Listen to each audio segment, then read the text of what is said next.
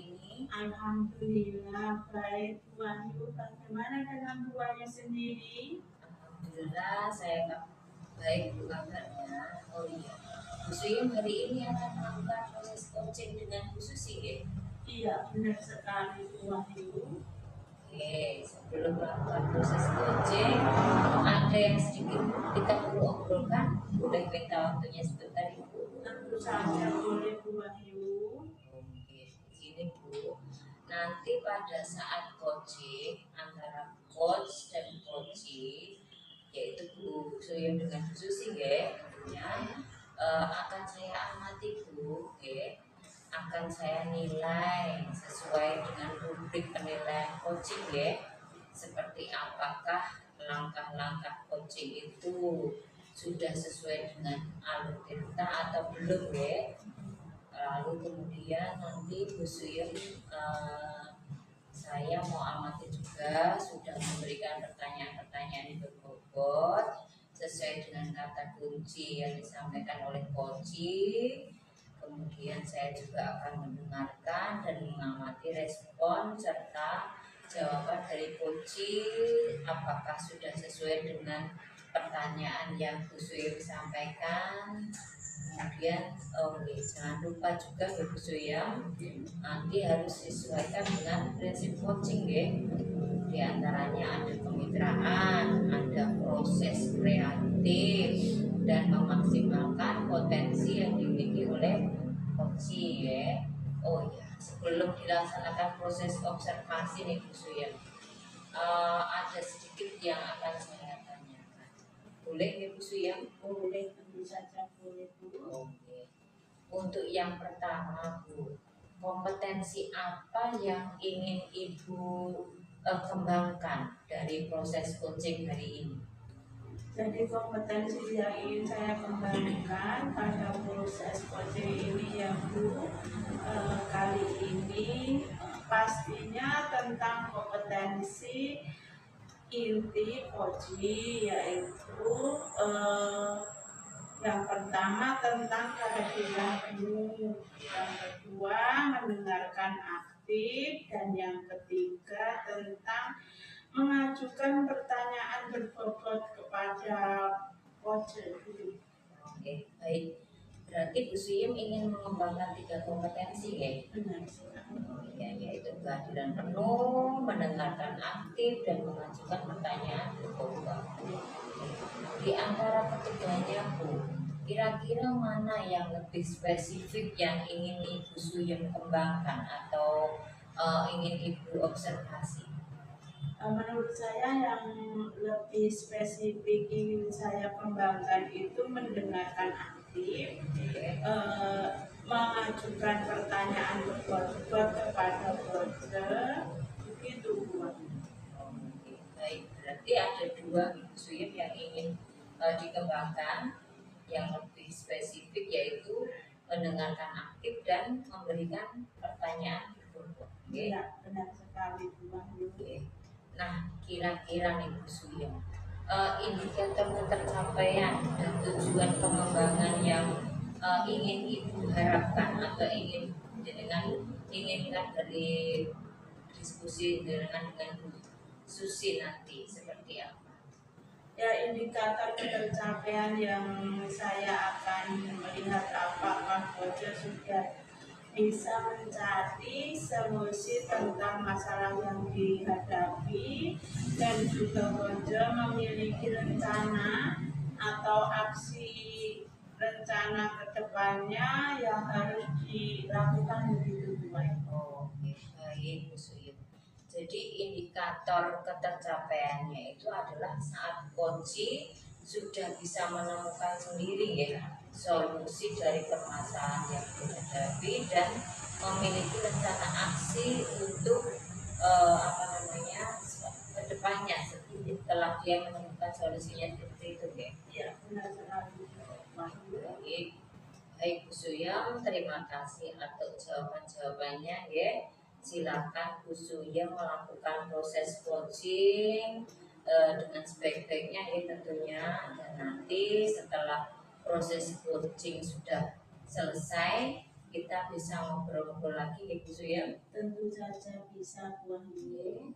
Sekarang silakan Bu Suyem melakukan proses coachingnya. Semoga Iya. berhasil Bu Suyem. Ya, terima kasih Bu Wahyu. Assalamualaikum Bu Susi. Waalaikumsalam Bu Suyem. Tadi Bu Susi WA saya mau ngajak ngobrol ya. Iya, benar sekali Bu. Saya ingin istilahnya curhat dengan Bu Suyem. Baik, kita ngobrol tidak lama ya Bu Susi, hanya sekitar mungkin 10 sampai 15 menit. Ngomong-ngomong Bu Susi, apa yang mau Bu Susi bicarakan dengan saya siang ini? Begini Bu, saya kan mengajar kelas rangkap ya Bu, kelas 1 dan kelas 2. Nah yang jadi permasalahannya itu di kelas 2. Di kelas 2 itu anak-anak itu nilainya masih rendah Bu. Ketika mereka mengerjakan soal-soal di materi perkalian Bu, itu yang menjadi masalah saya. Oh, jadi Bu Susi itu mengalami kesulitan dalam mengajar materi perkalian kepada murid-murid Bu Susi kelas 2 begitu ya? Iya, benar sekali Bu. Saya merasa kesulitan ketika mengajarkan materi perkalian pada murid saya di tingkat kelas 2. Oke Bu Susi. Waktu ngobrol kita itu kan pendek. Sekarang Bu Susi ingin mendapatkan apa dari diskusi atau percakapan kita kali ini Bu Susi? Ya, tentunya dari percakapan kita hari ini saya mengharapkan solusi. Karena kan tadi itu saya merasa kesulitan, jadi saya harapkan dari obrolan kita ini ada istilahnya jalan terangnya Bu. Solusi dari masalah yang saya hadapi. Oke Bu Susi. Berarti yang bisa dilakukan oleh Bu Susi itu ya supaya murid-murid Bu Susi itu bisa memahami materi perkalian begitu. Nggih, laras Bu. Nggih. Harapan saya supaya murid-murid itu paham Bu. Jadi ketika saya menjelaskan materi perkalian itu tidak hanya beberapa siswa saja yang paham, tapi saya juga mengharapkan semuanya paham. Oke Bu Susi. Menurut Bu Susi, anak-anak yang memahami perkalian itu yang seperti apa atau Bu Susi?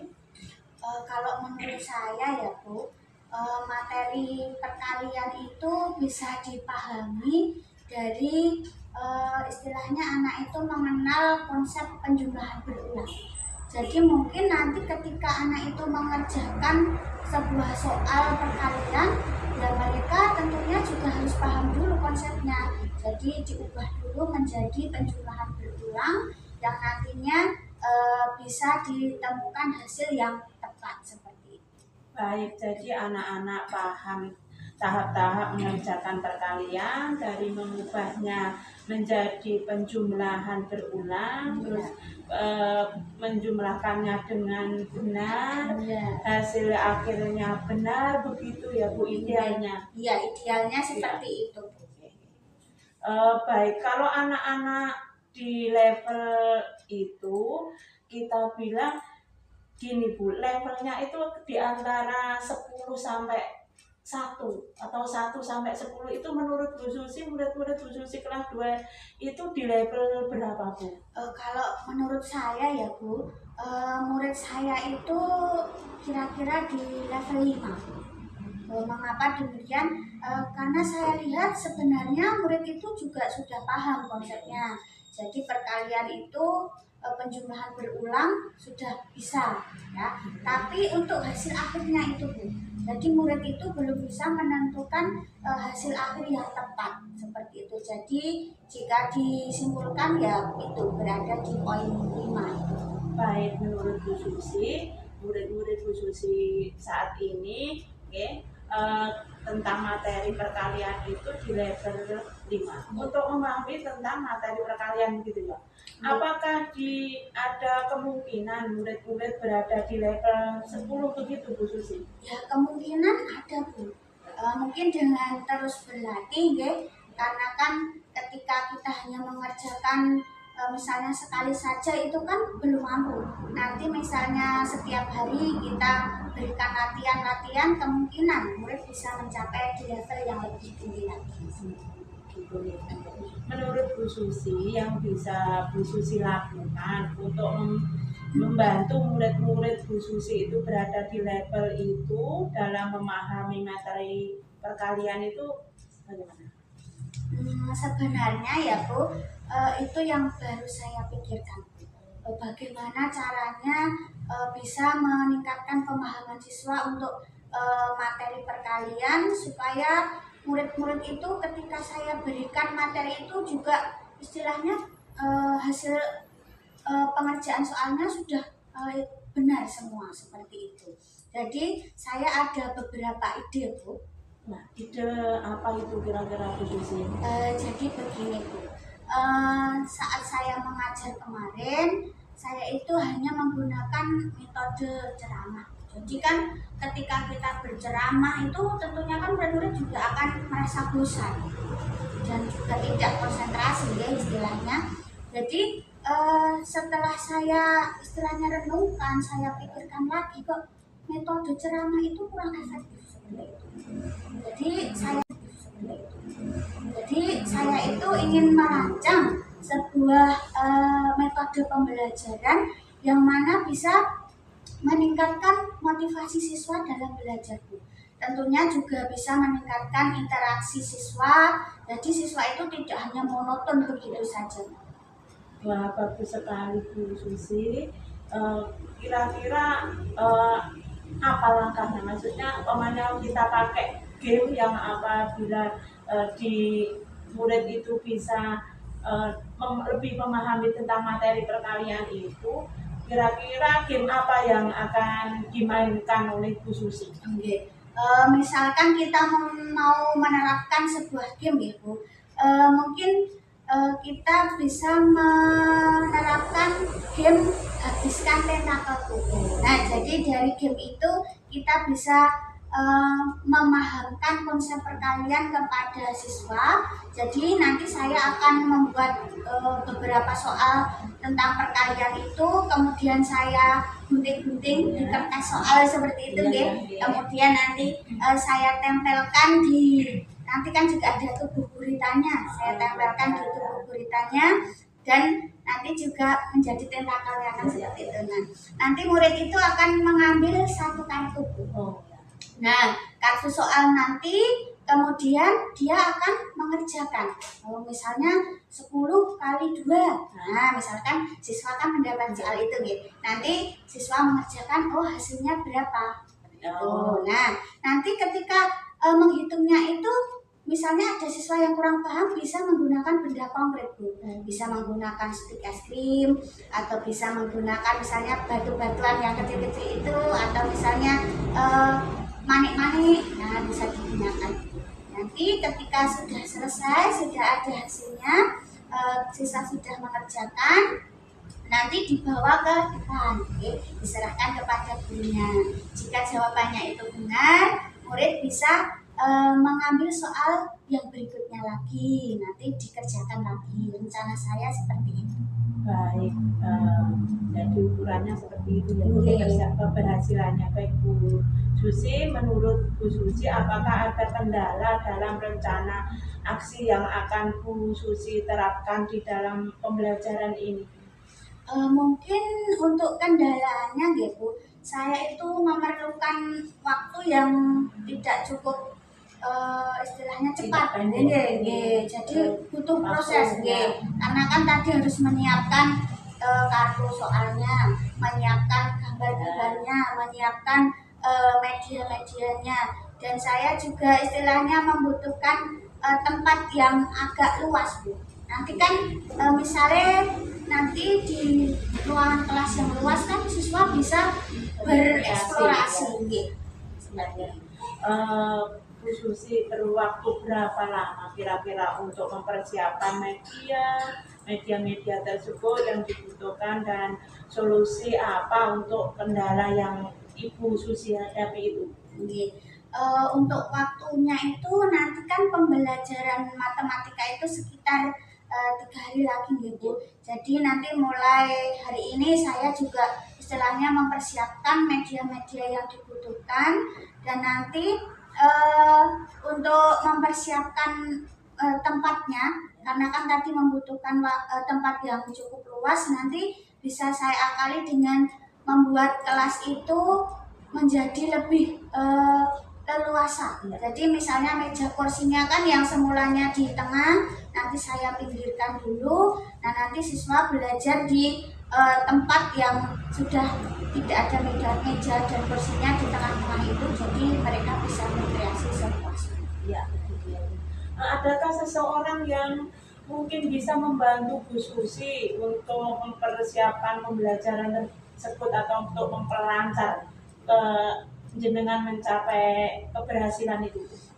Tentunya nanti kan kita juga tidak bisa bekerja sendiri ya Bu. Nanti ada rekan sejawat saya nanti bisa bersama Bu Ani membantu saya, nanti saling istilahnya melengkapi seperti itu. Kira-kira kapan itu Bu Susi akan mau menerapkan di kelas Bu Susi? Kira-kira sehari Sabtu. Hari Sabtu. Baik Bu Susi, kita review sebentar ya. Hasil dari diskusi kita kali ini, apa yang Bu Susi dapatkan nih dari sesi perbincangan atau diskusi kita kali ini Bu Susi? Tadi kan kita sudah berbincang-bincang ya Bu. Saya itu sudah istilahnya mendapatkan jalan terang dari permasalahan saya tadi tentang murid-murid saya yang kurang begitu paham materi perkalian. Jadi setelah kita berbicara tadi, ya, pada akhirnya saya mengetahui apa yang harus saya lakukan agar murid saya itu paham tentang materi perkalian, ya tadi dengan menggunakan berbagai media, dengan menggunakan berbagai metode pembelajaran yang menyenangkan seperti itu. Dan saya juga tidak bekerja sendiri Bu, tentunya juga perlu berkolaborasi dengan rekan sejawat saya. Wah, keren, bagus sekali Bu Susi. Kalau begitu kita ketemu lagi di minggu depan dengan Bu Susi.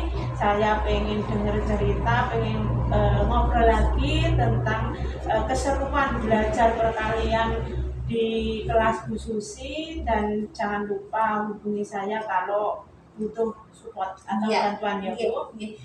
Terima kasih Bu Suyem atas waktunya. Mohon maaf sudah mengganggu waktu Bu Suyem. Terima kasih ya Bu. Terima kasih kembali Bu Susi, sama-sama, jangan sungkan. Baik Bu Suyem, tadi sudah melaksanakan coaching dengan Bu Susi ya? Apakah tadi berjalan dengan lancar Bu? Alhamdulillah lancar Bu. Nah, ini Bu, setelah Bu Suyem tadi melakukan observasi, ada beberapa hal yang mau saya tanyakan dengan Bu Suyem. Boleh? Boleh tentu saja Bu. Pertanyaan pertama nih, apa saja yang sudah didapatkan pada saat coaching terkait indikator ketercapaian yang diinginkan Bu Suyem? Tadi selama coaching ya Bu, sudah melakukan tahapan-tahapan dengan alur kita, yaitu dengan menanyakan tujuan, identifikasi, rencana, aksi, dan tanggung jawab. Kemudian saya juga mengambil kompetensi dari coach untuk menemukan solusi dari permasalahan yang dihadapinya, itu dengan cara memberikan pertanyaan yang berbobot begitu Pak. Baik, jadi Bu Suyem sudah berhasil ya melakukan coaching dengan alur kita gitu ya, sesuai dengan yang tadi saya amati. Ada beberapa catatan gitu. Di sini Bu Suyem tadi sudah berhasil menyampaikan sesuai dengan alur kita, yaitu sudah menanyakan tujuan kepada coaching, mengidentifikasi permasalahan dari coaching, kemudian Bu Suyem sudah mengarahkan coaching itu untuk membuat rencana aksi, dan juga Bu Suyem juga sudah berhasil dalam menumbuhkan rasa tanggung jawab dalam diri coaching. Nah, agar rencana aksi yang dilakukan itu dapat berjalan dengan baik. Saya tadi juga sudah mendengar percakapan Bu Suyem dengan Bu Susi ya. Ibu sudah fokus dan hadir penuh. Bu Suyem juga sudah mendengarkan aktif, serta Ibu juga sudah memberikan pertanyaan-pertanyaan yang berbobot sesuai dengan kata kunci yang disampaikan oleh Bu Susi. Untuk kedepannya nih Bu Suyem, kompetensi apa yang akan dikembangkan kedepannya setelah melakukan proses coaching hari ini? Setelah saya melakukan proses coaching hari ini ya Bu, kompetensi yang ingin saya kembangkan ingin lebih jauh memahami tentang coaching dengan alur cerita supaya bisa saya terapkan dalam kegiatan pembelajaran di kelas maupun berkolaborasi di sekolah begitu Pak. Baik, luar biasa Bu Suyem. Semoga kedepannya lebih baik dan sukses selalu ya Bu. Terima kasih Bu Suyem hari ini sudah melakukan proses coaching dengan menggunakan alur cerita. Saya akhiri ya Bu Suyem. Terima kasih untuk kesempatannya. Wassalamualaikum warahmatullahi wabarakatuh. Waalaikumsalam warahmatullahi wabarakatuh.